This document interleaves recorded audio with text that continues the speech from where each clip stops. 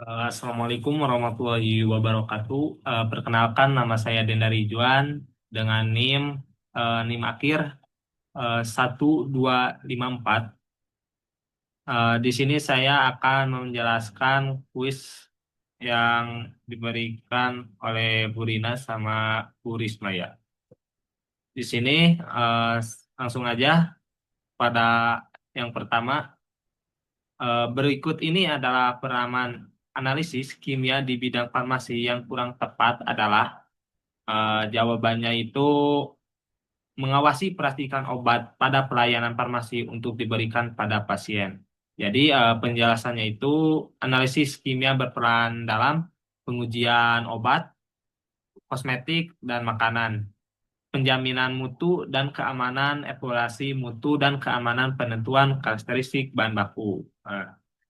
Terus selanjutnya nomor 6 tuh pertanyaannya suatu senyawa kimia yang akan dianalisis dalam suatu sampel disebut jawabannya itu analit.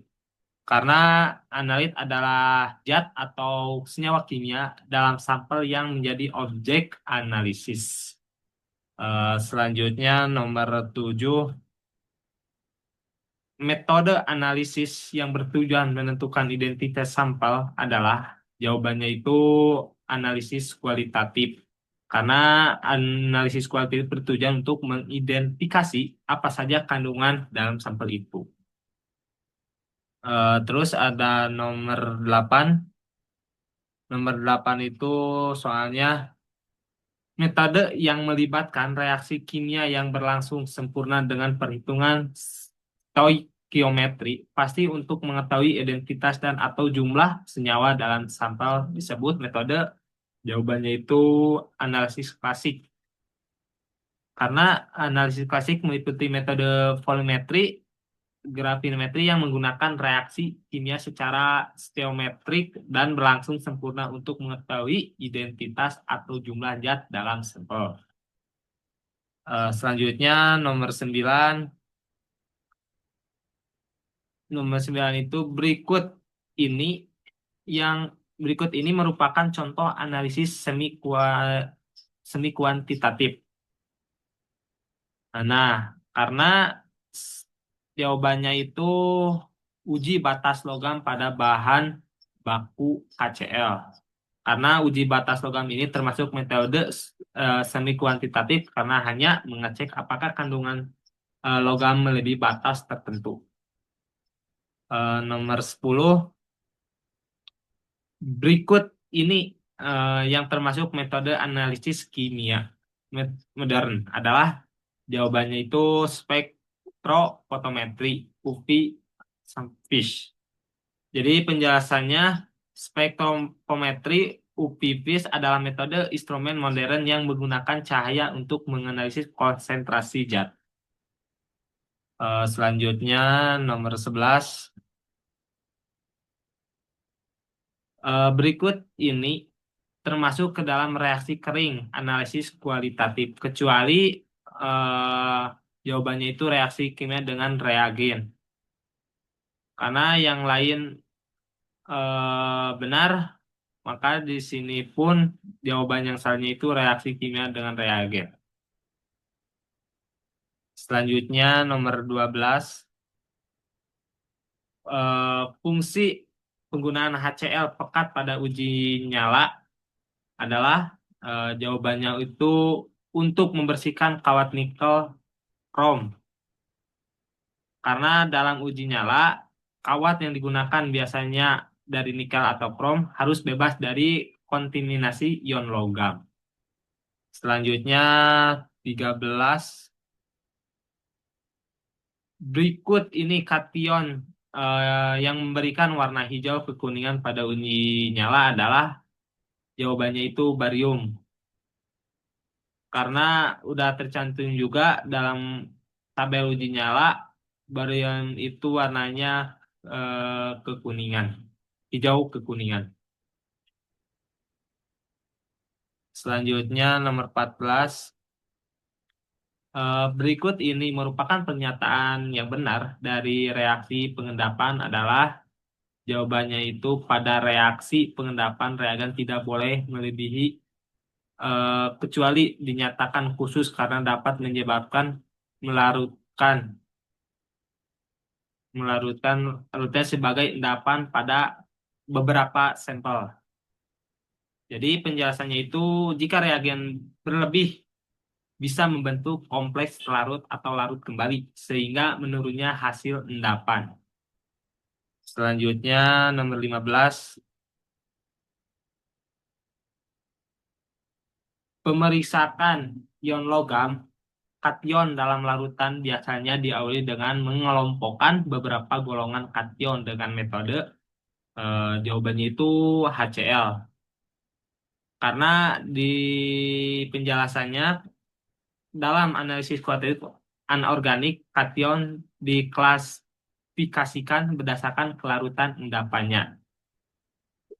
Jadi eh, golongan kation Ag+, Pb2+, dan Hg2+ diendapan menggunakan HCl sebagai pembentukan endapan klorida. Selanjutnya nomor 16. Berikut ini tahapan analisis senyawa anorganik untuk blank in the Chatian. Yang benar adalah jawabannya itu eh, pemeriksaan pendahuluan. 2. Pemeriksaan ion logam kation dalam larutan. 3. Pemeriksaan golongan anion dan reaksi spesifik. 4. Kesimpulan. Eh, Penjelasannya yaitu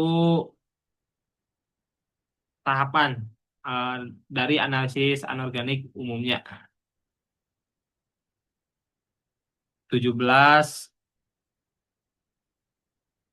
Berikut ini merupakan pemeriksaan pendahuluan yang sering dilakukan pada pemeriksaan anion. Jawabannya pengujian dengan H2SO4, encer, dan pekat. Penjelasannya anion tertentu misal karbonat, sulfit, nitrit akan bereaksi dengan H2SO4 menghasilkan gas CO2, SO2, dan NO2. Ini menjadi uji awal pendahuluan untuk mengidentifikasi anion berdasarkan bau dan reaksi gas.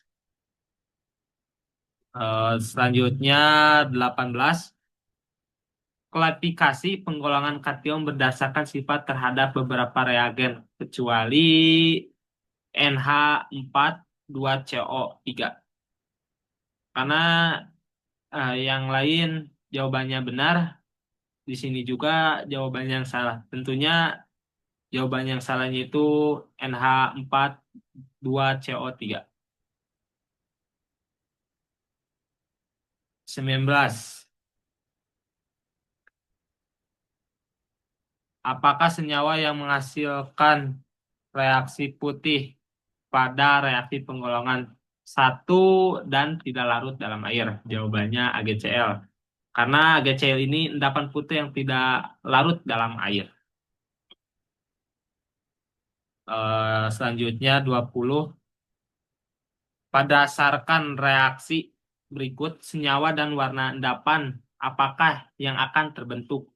Jawabannya itu CuS dengan endapan warna hitam. Penjelasannya karena CuS merupakan endapan berwarna hitam khas dalam reaksi identifikasi ion logam transisi. 21. Berikut ini manakah kation yang termasuk kation golongan 2? Nah, apakah yang saya baca itu golongan 2 dalam analisis kualitatif bukan golongan 2A pada tabel periodik, tetapi klasifikasi berdasarkan sifat pengendapan. Eh, Selanjutnya 22. Pertanyaannya itu reagen apakah yang digunakan pada penentuan kation golongan 3 sehingga membentuk endapan sulfida? Karena kation golongan 3 ini memerlukan suasana basa lemah seperti NH4OH dan ion sulfida dari H2S untuk membentuk endapan hidroksida atau sulfida. 23. Berdasarkan reaksi berikut, senyawa dan warna endapan apakah yang akan terbentuk? Jawabannya itu Ai2S3 dengan endapan berwarna putih. Karena ini adalah hasil rekas antara ion A3+ dan ion sulfida. Yang terakhir 24. 24 tuh pertanyaannya reagen berikut digunakan untuk memberikan Pb2+ dengan Hg2 Hg+, di mana pada Pb2+ akan terbentuk endapan berwarna kuning telur, pada Hg+ akan terbentuk endapan berwarna hijau. Reagen manakah yang dimaksud? Eh, Jawabannya itu KI. Karena KI itu mengandung terbentuknya endapan berwarna hijau. Sekian eh, video yang saya buat ini. Mohon maaf bila ada kekurangan dalam pembuatannya atau kata-kata yang kurang bagus dari saya. Saya mohon maaf. Wal taufiq wal hidayah. Wassalamualaikum warahmatullahi wabarakatuh.